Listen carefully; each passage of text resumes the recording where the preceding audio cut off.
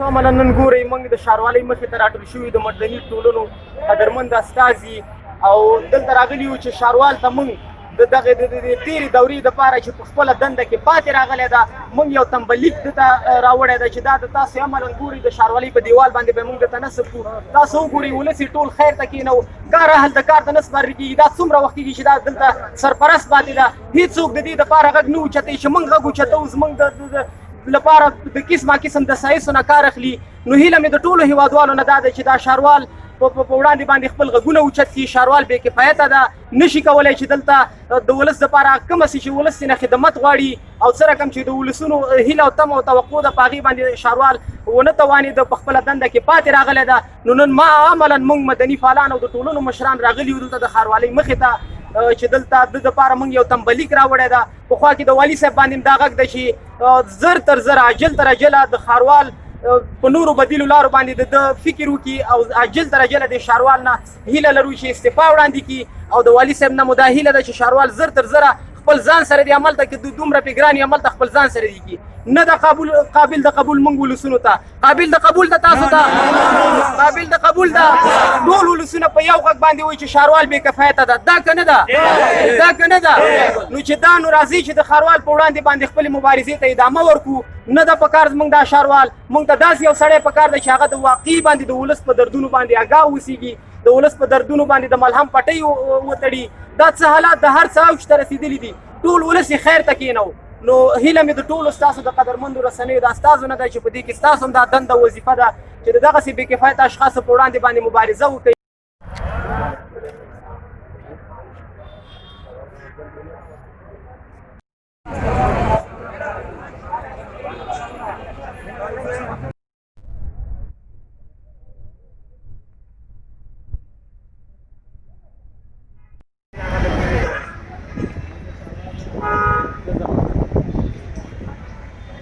یوازینی لامل دا دی چې هم د کابل خوانه هم د تورخم د خوانه دغه واردات چې دي دا بند شوي دي او کله چې واردات بند شي دلته حتما په نرخونو باندې تاثیر کوي یو بله خبره دا ده چې دلته دا تنبلیک د دی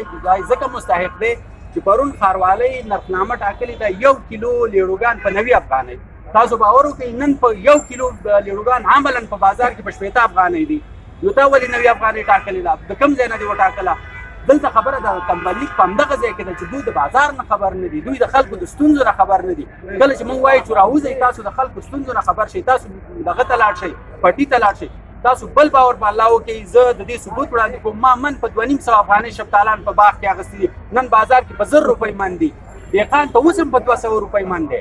دهقان 200 روپۍ اخلي عملاً تجار چې دی 600 روپۍ ګټي موږ وایو چې دغه تجار باندې راکم که ته راوځه ته د خپل دلته مسؤلیت ادا کړه موږ دا نه وایو چې دهقان دې ګټه نه کوي دهقان دې ګټه وکړي دهقان دې مخکې 100 ورکول خیر دی اوس دې 200 والي خو دا تجار چې ظلم کوي را سره چې 200 کې 600 ګټي دا را باندې مه ګټه د همدې خاطر باندې د دې تنبلیک موږ مستحق ګڼلی دی او ستاسو په حضور کې به انشاءالله دا تنبلیک دته هم ورکوو په نورو ادارو چارواکو هم دغه شان خپلو وظیفو کې غفلت وکړي موږ به دا لړۍ ادامه ورکوو بل دویمه خبره والي صاحب ته دا کوم چې والي صاحب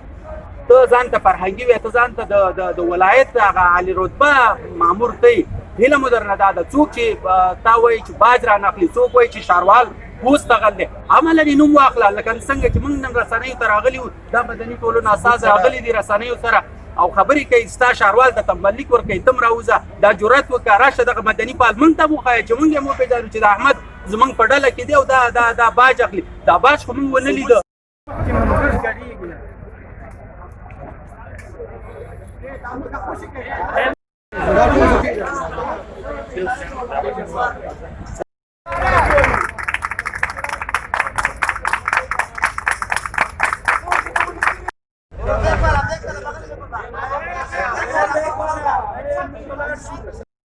دلایلو باندې ځان ته برات ورکوي چې د دوی شخصي ګټې په خطر کې دي، نو مهرباني دې وکړي چې همدغسې رسنۍ مخ ته دې ودرېږي او په څو چا باندې چې اسناد لري اسناد دې رایه کړي. په هر چا باندې چې اسناد ولري مونږ حاضر یو چې د ښاروال صاحب تر څنګ ودرېږو او هغه کس باید څارنوالۍ ته معرفي شي، که نه په دغه نومونو باندې نور ځوانان نه بدناموي. دویمه خبره د نرخنامه هېڅکله دلته یو مافیایي کړی دی چې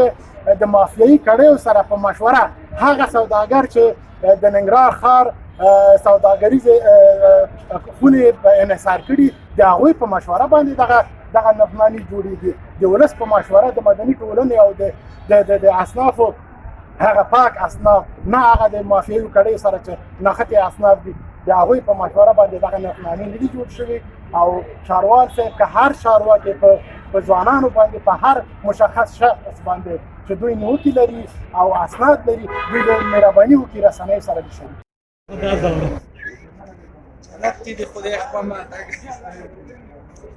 راځي. د ولسوالیو نه د هر دهقان په سر باندې نه هلته ښاروالي ودرېدلی شي،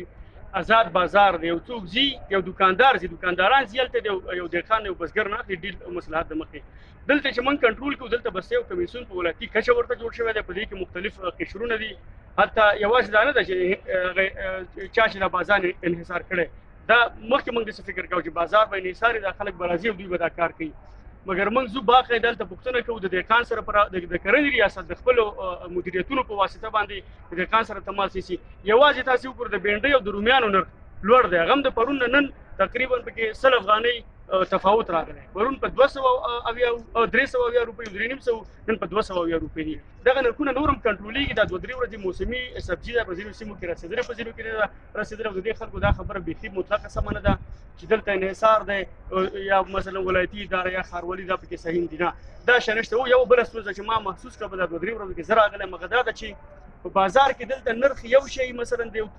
د سبزۍ بیا دغه څوک چې پرچون پلوري دغه لږ ظلم کوي. مثلا دلته په 250 واخلي او بیا ویسي یوې ناحیې ته په یوه څنډه کې هلته بیا خرڅوي په 300 روپۍ. دغه ستونزه شته. دې پسې دا اوس موږ کسان ولېږل، دا خلک موږ نیولي بېګام ګرځېدلي. تاسې باور وکړئ د شپې موږ دوکانونه مورلا کړي دي. دغه ځینې چرګان چې راځي دا خو ټولو تاسو بهتره معلومه ده.